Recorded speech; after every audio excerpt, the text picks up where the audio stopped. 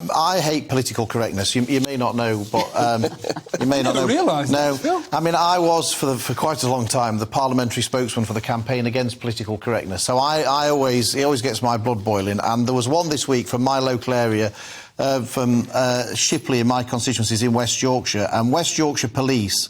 This story relates to a white man applied for a job with West Yorkshire Police and was told we're only hiring women and minorities. And this was raised by Councillor Mark Thompson, who, with the Mayor of West Yorkshire, Tracy Brabin. And basically, the email that this applicant received said, West Yorkshire Police is currently underrepresented by women and people from ethnic minority backgrounds. In accordance with the Equality Act 2010, we offer those from underrepresented groups the opportunity to apply at any time, but obviously not everybody else. The Mayor of West Yorkshire, unbelievably, defended this policy. She said, when I became Mayor of West Yorkshire, I committed 100% to get West Yorkshire Police to reflect the communities we serve. And Alison Lowe has been an exceptional deputy mayor, leading the way, and as a woman of colour, she understands more than most that we have to build trust if we are to police by consent. That trust is built by representation.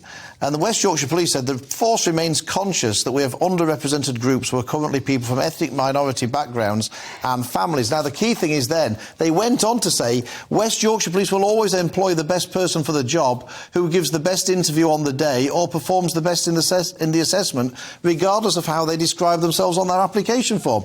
Well, that's no use if the only people who can actually get to the application form process are people from ethnic minorities and people who are women. Now, the bit I don't understand for the life of me is, I mean, when a police officer turns up to see you, or when you've had a burglary, if you're lucky enough to get a police officer, does anybody really care whether that police officer's a man or a woman, or whether they're white or from an ethnic minority? You just want a police officer. Why can't we just employ the best person for the job? And we should be colour-blind, gender-blind, you know, everything else to me is irrelevant. Let's just get the best person for the job. So there's a few things to look at. If you're from the black community, what happens is you then are subjected to more racism, because there's absolutely no way that that man who experienced that has left that situation thinking, oh, I feel better about supporting black people. That's not going to happen.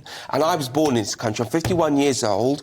I've had racism where we used to run away from the NF. There's an NF office at the top of our road. I feel race is a much bigger issue now than it was then. Wow. I feel that people are far more racist now than was then. It's because of issues like this. And let's be clear, if you want to support the black community, there's many other things you could do to get black police officers in and keep them in. There's much other things you can do. Doing this makes white middle-class guilt at the top of the system feel better.